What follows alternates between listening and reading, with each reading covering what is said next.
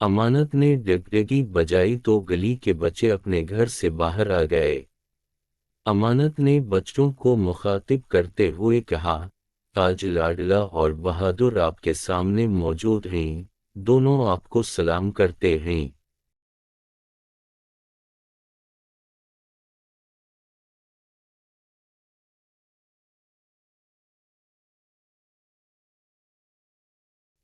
ये कहकर अमानत ने दोनों की रस्सी खींची तो दोनों ने अपनी पेशानी पर हाथ रखकर बच्चों को सलाम किया।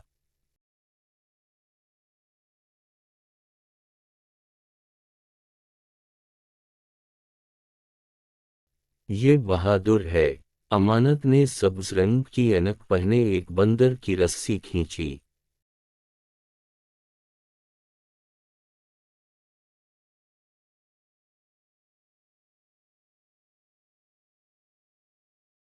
बहादुर ने कलाबाजी खाई तो बच्चों ने तालियां बजाईं।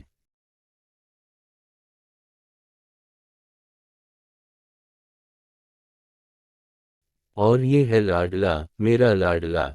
अमानत ने सुर्ख रंग की ऐनक पहने दूसरे बंदर की रस्सी खींची तो लाडला ने भी कलाबाजी लगाकर बच्चों से दाद ली।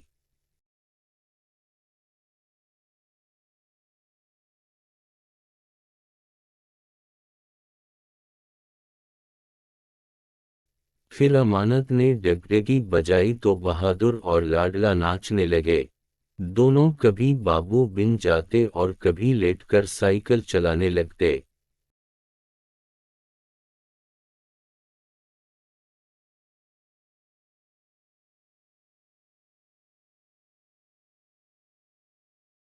ये तमाशा 1 घंटे तक जारी रहा।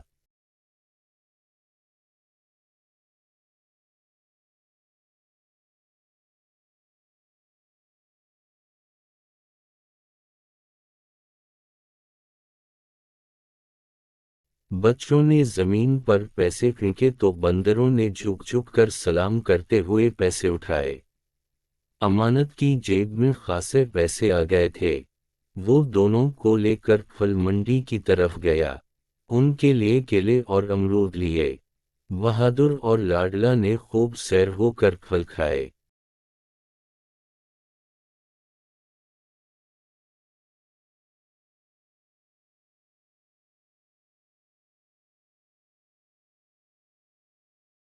अमानत ने दोनों को 2 साल पहले 5,000 में खरीदा था।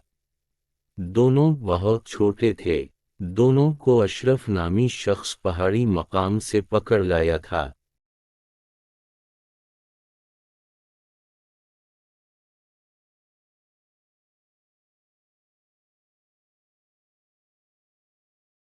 वो आज़ादी से एक जगह से दूसरी जगह उछलते कूदते थे। एक दरख्त से दूसरे दरख्त पर छलांगे लगाते थे। जंगली फल खाते, चश्मे का पानी पीते, क्या मज़ेदार जिंदगी थी। अशरफ ने जाल बिछाया तो दोनों इसमें फंस गए। जाल को अपने दांतों से काटने की कोशिश की, मगर बेसूद। अशरफ पिंजरे में बंद करके इन्हें शहर में ले आया।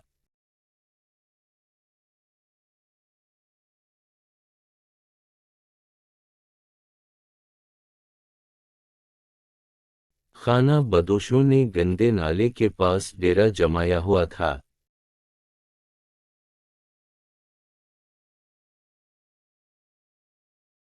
यहाँ कोई कागज चुनता था और कोई भीख मांगता था। कुछ लोग बंदर और कुछ रीछ गली गली में नचा कर रोजी रोटी का बंदोबस्त करते थे। अशरफ जब भी कोई बंदर पकड़ कर लाता था उसे फरोख्त करने के लिए खाना बदोशों के पास आता था। अशरफ ने पिंजरे में बंद बंदर अमानत को दिखाए तो बंदरों ने चीख चलाकर अपनी नाराजगी का इजहार किया था।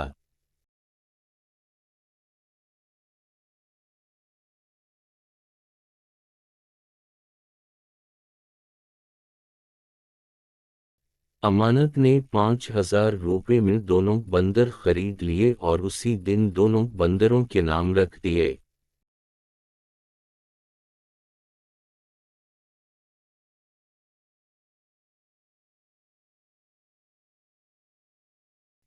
बंदर का तमाशा दिखाना अमानत का खानदानी पेशा था। उसके बाप दादा यही काम करते थे। अमानत ने उसी माहौल में आंख खोली थी। बाप के इंतकाल के बाद उसके चचा ने उसकी तरबियत की। चचा के पास भी पूरा बंदर था, निहायत फिरतीला, शरारती और करतब करने में माहिर। अमानत ने चचा राजू से बंदरों को सुधारने की तरबियत की। उसी तरबियत के जरिए उसने बहादुर और लाडला को नाचने, बाबू बनने, मजदूर बनने और साइकिल चलाने की अदाकारी करने में माहिर बनाया।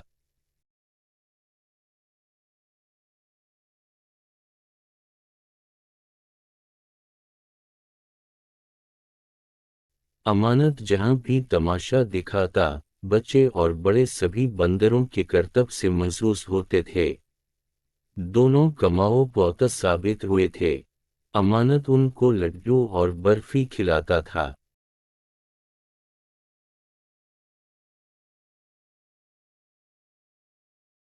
अमानत का बेटा शराफत भी अब चलने लगा था। अमानत बंदरों की रस्सी से पकड़ा कर कहता था कि उन बंदरों को नचाओ, करतब दिखाओ। शराफत रस्सी खींचता तो बंदर कलाबाजी लगाना शुरू कर देते थे। बंदरों को कलाबाजी लगाते देखकर शराफत खुश हो जाता था।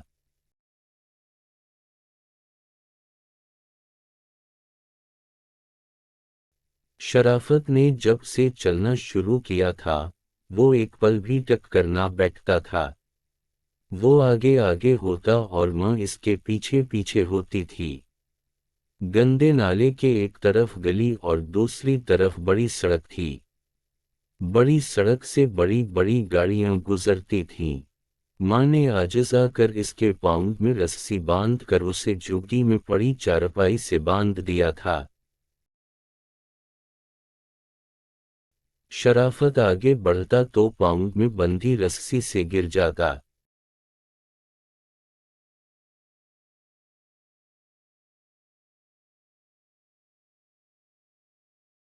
शाम को अमानत आया तो शराफत के पाँव में रस्सी देखकर बीवी पर नाराज हुआ। शराफत के पाँव में बंधी रस्सी खोली। आज़ादी पाकर शराफत अपने बाप से लपट गया।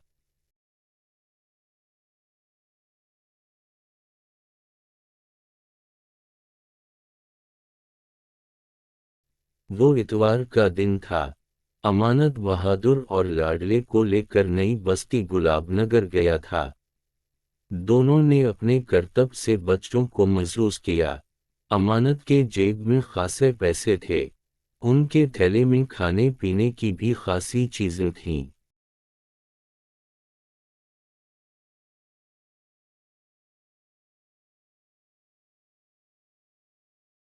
एक पार्क में बैठकर अमानत ने नोट सीधे किए। इस अरसे में बहादुर और लाडला केले और अमरूद खाते रहे। अमानत ने वहीं बैठे हुए फैसला किया कि वो घर जाते हुए शराफत के लिए बर्गर लेकर जाएगा। वो बर्गर देखकर मिचल जाता था। शाम तक अमानत ने कई जगहों पर तमाशा दिखाया था। जब वो घर पहुंचा तो इसके थैले में बर्गर मौजूद था। वो झुग्गी में दाखिल हुआ तो वहां नन्हा चिराग तो जल रहा था, मगर वहां कोई मौजूद नहीं था।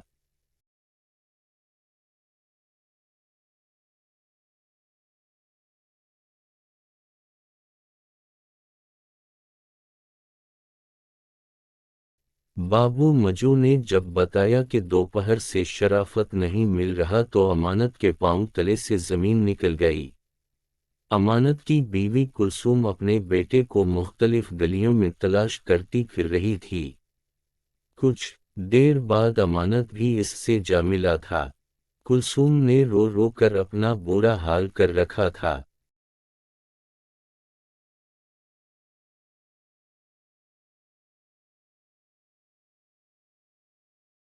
शाम से रात हो गई मगर शराफत का कोई सुराग ना मिला था। अमानत और कुलसूम थाने आ पहुंचे थे।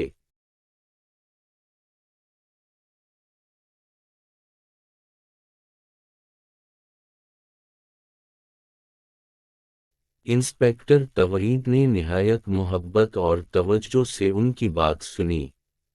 इन्हें रुखसत करते हुए तसल्ली दी कि उनका बेटा जल्द मिल जाएगा।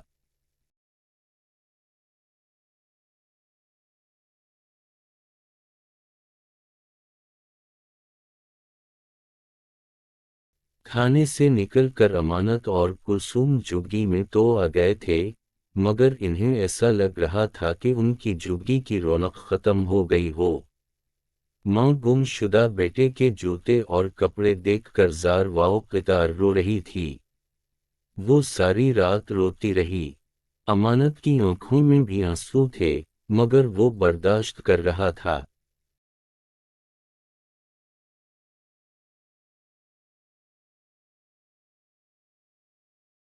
शराफत की गुमशुदगी के बायस अमानत को बहादुर और लाडले का भी ख्याल नहीं रहा था।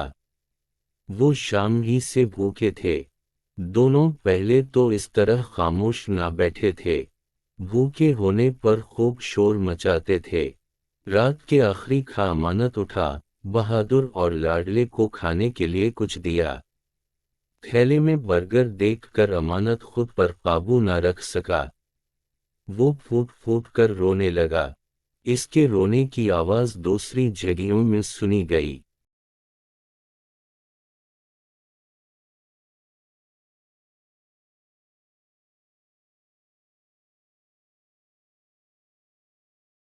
कई लोग उसे तसल्ली देने के लिए आ गए थे।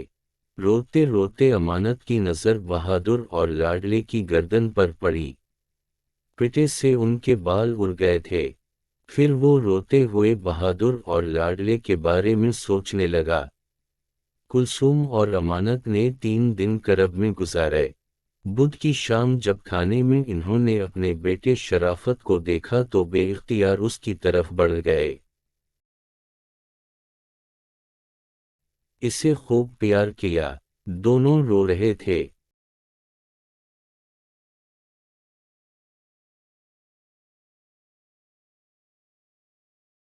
शराफत खौफ ज़दा होकर खामोश हो गया था। इंस्पेक्टर तवहीद ने बताया कि एक शख्स को गिरफ्तार किया गया है, जिसके कब्जे से 10 बच्चे बरामद किए गए हैं। उन बच्चों में शराफत भी शामिल है।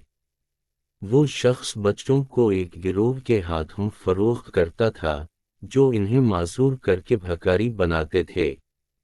अगर बरवक्त कार्रवाई ना होती तो ये बच्चे भी फरोख्त कर दिए जाते।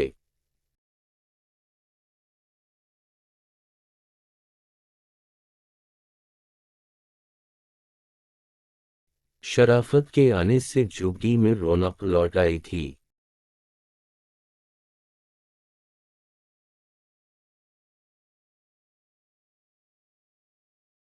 अमानत बार बार बहादुर और लाडले की गर्दनों को देख रहा था, जहां मुसलसल पिटा पड़ा होने से उनके बाल उड़ गए थे। आखिर एक फैसला करके अमानत ने अशरफ की तलाश शुरू कर दी, जिससे अमानत ने बंदर खरीदे थे। आखिर वो अशरफ को तलाश करने में कामयाब हो गया था।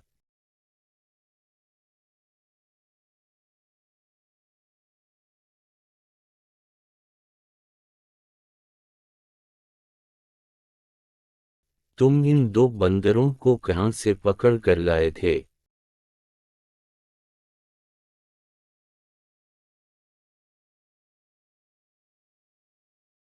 अमानत के सवाल पर अशरफ ने बताया, मैं इन्हें अयूबिया के पहाड़ी मकाम से पकड़ कर लाया था।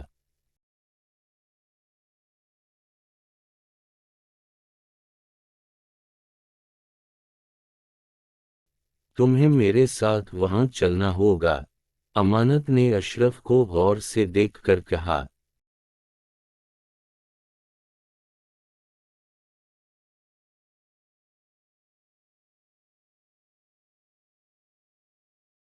क्यों?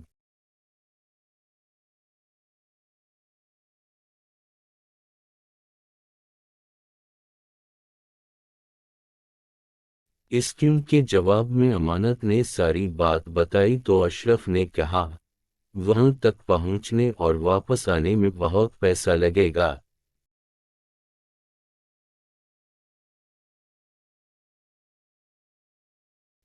मैं पैसा खर्च करने के लिए तैयार हूँ, अमानत ने फौरन जवाब दिया।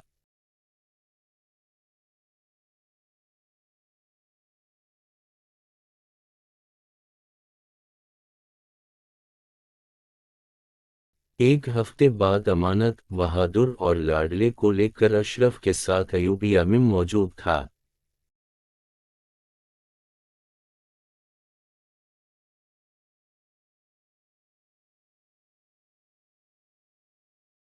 दरख्तों के झुंड के करीब खड़े थे।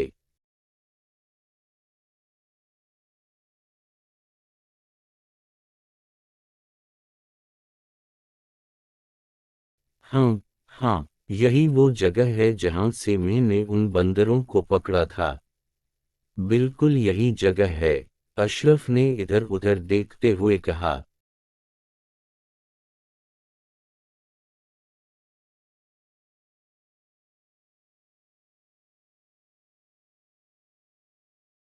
अमानत ने कुछ कहे बगैर दोनों बंदरों के पिटे खोले, उनको प्यार किया।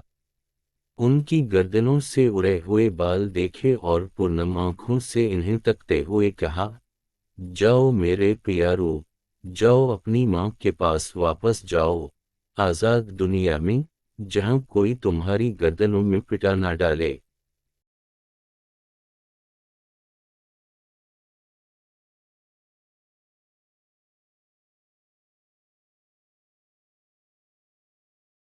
आज से तुम आज़ाद हो, जाओ।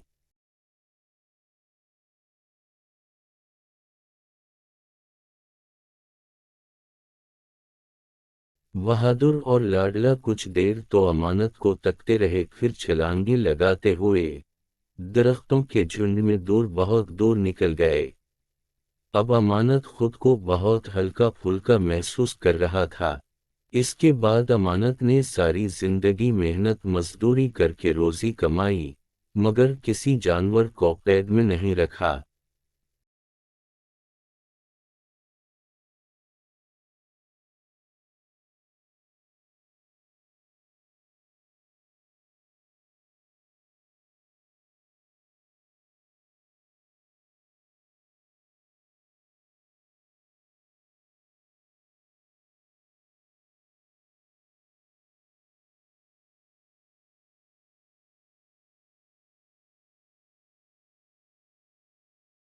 उम्मीद करता हूँ आपको ये वीडियो पसंद आई होगी। वीडियो को लाइक और चैनल को सब्सक्राइब करें ताकि मज़ीद वीडियो आप तक पहुँच सकें।